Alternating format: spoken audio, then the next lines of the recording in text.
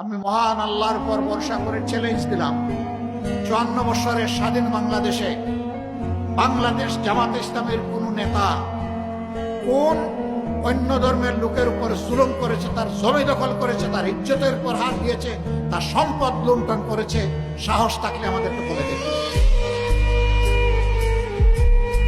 আমরা সেই দুষ্ট লোক তৈরি করি না। মহান আল্লাহ আমাদেরকে শিক্ষা দিয়েছেন, যেই দেশে মুসলমানরা সংখ্যাগরিষ্ঠ হবে সেই দেশে আল্লাহ বলতেছেন, অন্য ধর্মের লোকদেরকে আমি তোমাদের কাছে আমানত রাখলাম, যদি তাদের অধিকার কেউ হরণ করে।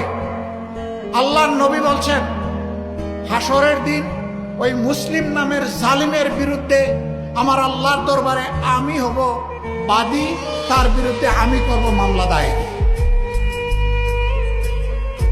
আমরা আল্লাহ তাআলাকে ভয় করি, আমরা আমাদের এই সমস্ত ভাই বোনদেরকে সম্মান করি।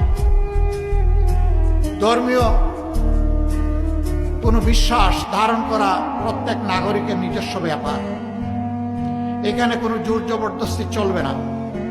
আমি যেমন পছন্দ করব না আমার উপর কেউ তার ধর্ম চাপিয়ে দিই, আরেকজনে তেমন পছন্দ করবে না তার উপর আমার ধর্ম আমি চাপিয়ে দিই। এটা চাপাচাপির কোনো জায়গা নয়। তারা ইনশাআল্লাহ বাংলাদেশে নিরাপদ থাকবেন, যে বাংলাদেশ আল্লাহ যদি আমাদেরকে পরিচালনার তৌফিক দেন। মাদের জন্য ভয়ভীতি দেখানো হচ্ছে, জামাতে ইসলামী ক্ষমতায় গেলে ওনারা ঘরের বাইরে কর্মক্ষেত্রে আর প্রবেশ করতে পারবেন না। আমি নিজে তার সাক্ষী। আমাকে আল্লাহ তাআলা একজন স্ত্রী দিয়েছেন, তিনি একজন চিকিৎসক ছিলেন, তিনি রোগীদেরকে সেবা দিয়েছেন। আমার দুটি মেয়ে, তারাও চিকিৎসক, তারাও তাদের সাধ্য অনুযায়ী সেবা দিয়েছে, দিবে। একটি ছেলে, সেও চিকিৎসক, সেও চেষ্টা করছে তার জায়গা থেকে মানুষকে সেবা দেওয়ার। আল্লাহ তাআলা আমাকে একটি মেডিকেল কলেজ এবং হাসপাতাল গড়ে তোলার সুযোগ দিয়েছিলেন।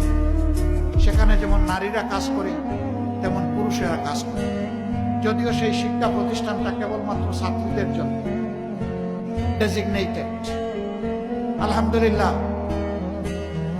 ওই শিক্ষা প্রতিষ্ঠানে, ওই হাসপাতালে যারা কাজ করে আমি গর্বিত। তারা অনেকে সরকারি চাকরি পেয়ে এখান থেকে একবার চলে গেছে, 4 মাস 1 বছর কাজ করার পরে আবার ফিরে এসেছে, বলে স্যার আমার চাকরিটাকে ফিরে পাবো কেন? তুমি তো সরকারি চাকরিতে গিয়েছো, বেটার অপশনে গিয়েছো। মানুষ সরকারি চাকরির জন্য পায়ের জুতা ক্ষয় করে ফেলে, তুমি সেই চাকরি পেয়ে আবার এখানে ফিরে আসবা কেন?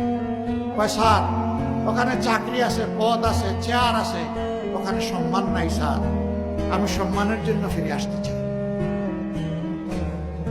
আমরা আমাদের কর্মচারীদেরকে কর্মচারী হিসাবে দেখি, আমরা এই প্রতিষ্ঠানের অংশীদার হিসাবে। তারাও মানুষ, কোনো সময় ভুল করত। আল্লাহর কসম, আমি কখনো একজন পুরুষ কর্মচারীকে আরেকজন মানুষের সামনে কখনো বিচার করিনি, শাসন করি নাই। একা এনে দরদের সাথে মাথায় হাত দিয়ে কথা বলেছি, তুমি আমার ভাই, তুমি আমার সন্তান তুল্য, তোমাকে এভাবেই দেখতে চাই। এই কাজটা পছন্দ হয় নাই, আশা করি তুমি সংশোধন করে। স্বীকার করে, কাঁদে, ওয়াদা করে, দ্বিতীয়বার তাকে আমার আর শাসনের প্রয়োজন হয় নাই, আলহামদুলিল্লাহ।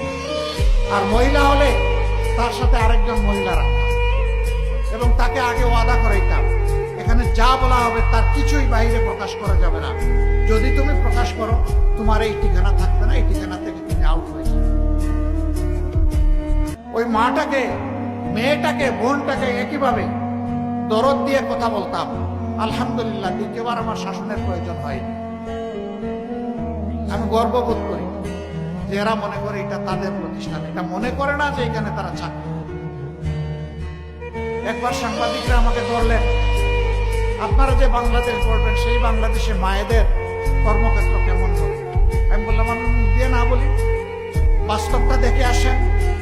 ছোট্ট একটা জায়গা, 2500-এর মতো মানুষ এখানে কাজ করে, আপনি তাদের সাথে গিয়ে খোলা মনে কথা বলেন। আপনি আগে জানাইও যাবেন না, আপনার মতো করে আপনি যাবেন। আপনি সাংবাদিক এটাও পরিচয় দেবেন না, না দিয়ে আপনি সাধারণ মানুষ হিসাবে খোঁজখবর নেন। এরপরে আপনার ইচ্ছা মতো আপনি রিপোর্ট লিখবেন। পত্রিকার প্রতিনিধি গিয়েছিলেন, তিনি এসে তার করে এই রিপোর্ট লিখেছেন। সবাই বলেছে এটাই যদি জামাত ইসলাম